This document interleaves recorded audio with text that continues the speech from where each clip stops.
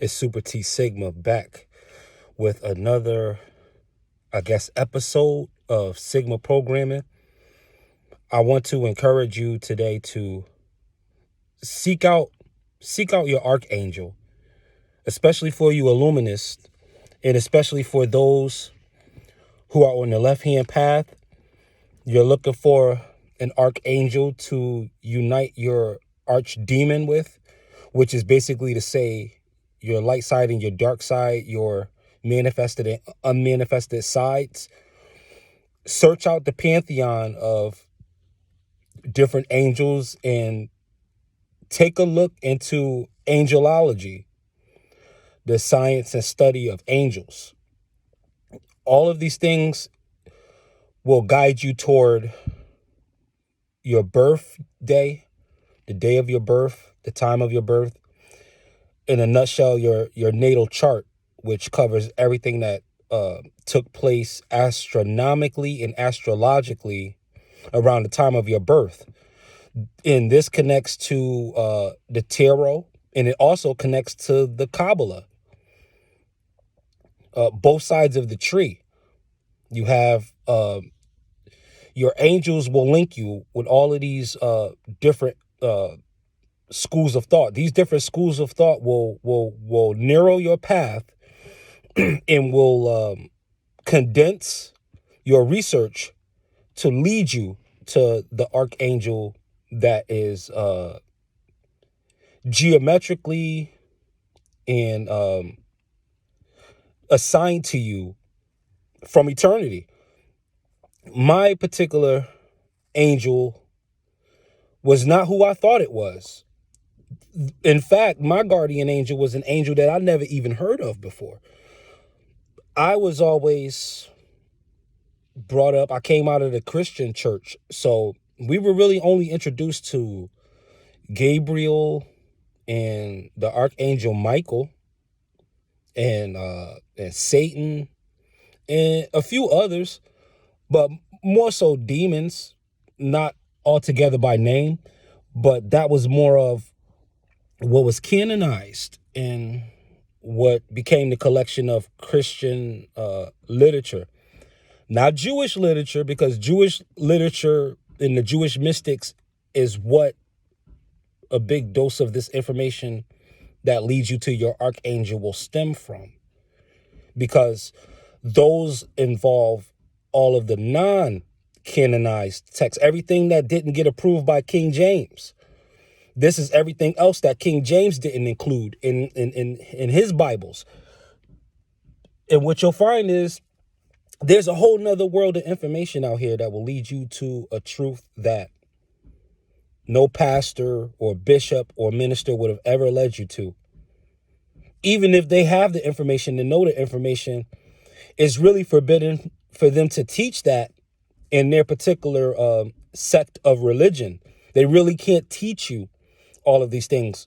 The very best of them can, off the record, admit that the Bible is the truth that leads you into all truth.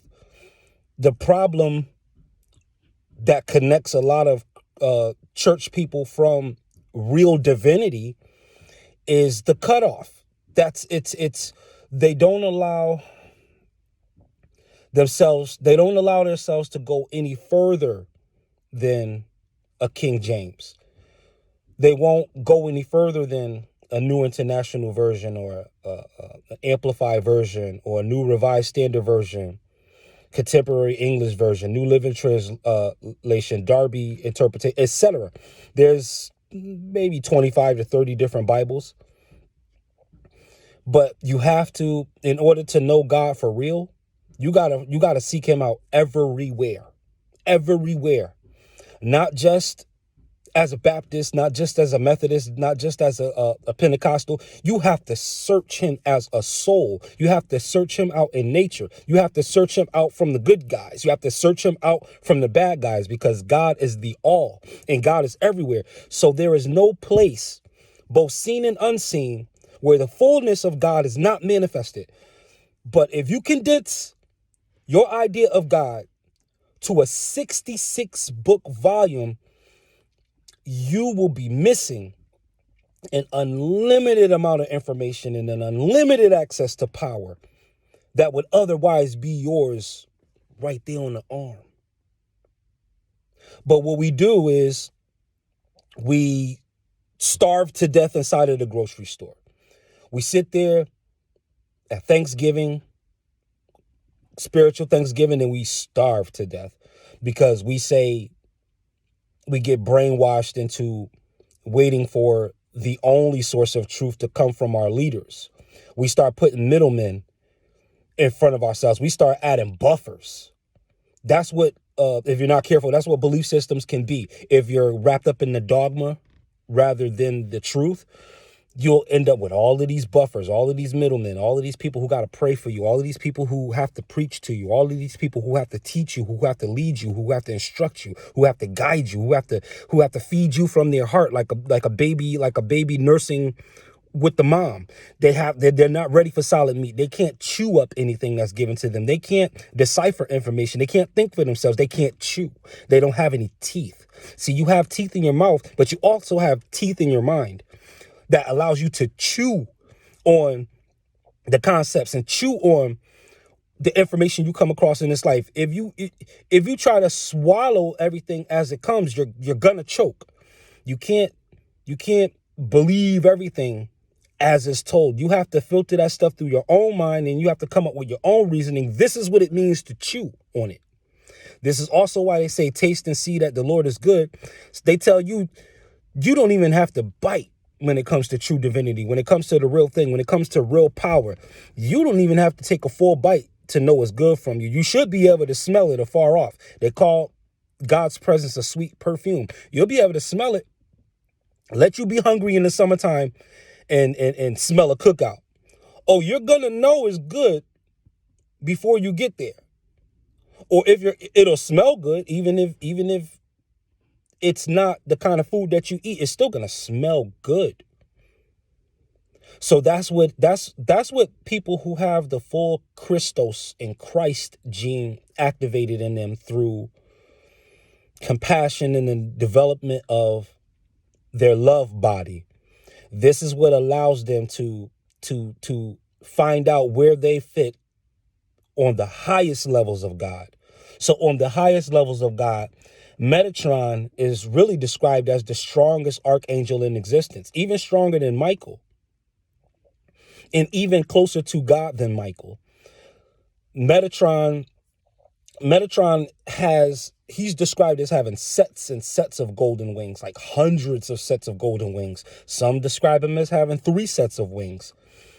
But his glow and his aura is like a purple, a magenta, sometimes flashing between green, and he's over wisdom, over love. One of his names is the God of patience, or the Almighty. Everything about him, everything about what Metatron is described as being fits my soul blueprint to a T. To the point where if I had let my ego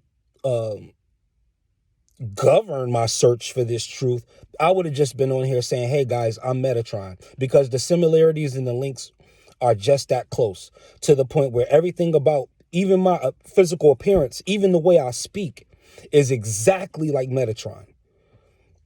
But the information in the hierarchies regarding Metatron is beyond me. I am just a beneficiary of this divine assignment.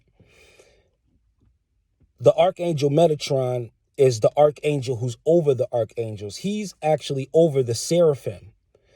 A seraph, though there's nothing closer to God than the seraphs, the ones that have that are made out of eyes and things of that nature, with blinding light and everything like that. He's over them. Metatron is the only angel, one of the only angels who does not have L at the end of his name. There's Uriel's, there's Raphael's, there's Michael's, there's all kinds of Aels. But Metatron is not. He's something that's even higher than the idea of an L, because there are higher levels of God than even the L, even the EL. The EL is not the highest level of God. There are levels of God and levels of God's awareness that go beyond even the idea of language. Metatron is up there, where when there comes to a description of God, no one says anything. Because for one, they can't understand what they're seeing. And for two, they're not allowed to even comment on what they feel that they understand and what they're being bewildered by. They can't even comment on this. But when, again, another non-canonized book, when you look at Third Enoch, he's talking about when he got to the highest glory, the seventh heaven, when he got all the way up there, he was convinced that there were two gods. This is how high up Metatron is. And he is the seraphim that I am in the order of. So like you say, you could be in the order of Melchizedek, the order of this, the order of the Rosy Cross, the order of this, the order of that. I am under the order of Metatron, if that's even if his order is even named. Everything about me, everything about what I do, I'm actually walking in that calling. But now that I'm conscious of it, I am going to add all of my intention onto synchronizing with whatever this divine message is. I am still going to sprint full steam ahead in humility, so that my ego can continue to unfold in a way that God sees fit, and not in a way that is governed and dictated by my lower chakras. Anything lower than the heart, appetite, sex, and material stability. That's everything from below the heart. That's everything below the heart. I'm talking about everything above. The heart center, the ability to empathize, to feel everything, the throat, to communicate exactly that, the pineal gland, to be able to see into all of these different realms. And then finally, the crown, the golden city coming down upon you to reveal really to the earth that you are from above. That you are from above. So this is Metatron. And I'm in the order of Metatron. There's an archangel under him that is like a buffer too. And I think his name is Asha. That's my like direct archangel that is under Metatron. That's who Metatron has assigned to my care and assigned to my development. But again, Ashaya, the archangel under Metatron in his order, according to my birth chart, personality, and everything like that, and my natal chart, etc. Metatron doesn't really have to go through Ashaya to get to me, because the most high God has fashioned me in such a way where, again, namaste, I have to find out just how high my divinity goes. And it's really something that I can't use my ego to lead me into, because what that's going to do is it's going to close me off from all of the revelation and wisdom that I would be going into those realms to ascertain. So I can't go in it cocky. I can't go in there prideful. I don't even go before God with request anymore. If I do any requesting, I ask myself to do it. I take divine responsibility. I take authority. If I'm broke, it's my fault. If I'm poor and destitute, that's on me. Who am I going to rely on to get me out of that? Me. If whatever I'm in, I have to do that. I don't know if that's for everybody else to do, but I just feel it in my soul that I have to do that. I have to take responsibility, even for things, even for things that I feel like are beyond my responsibility. I can at least pray about it and think about it and manifest and use the, I can still use my will. I can still use my intention and project myself to seeing the reality of this. And it's taught, the instructions are very simple. To anyone who believes receives. That's what the Christos says. That's what the logo says. To anyone who believes receives.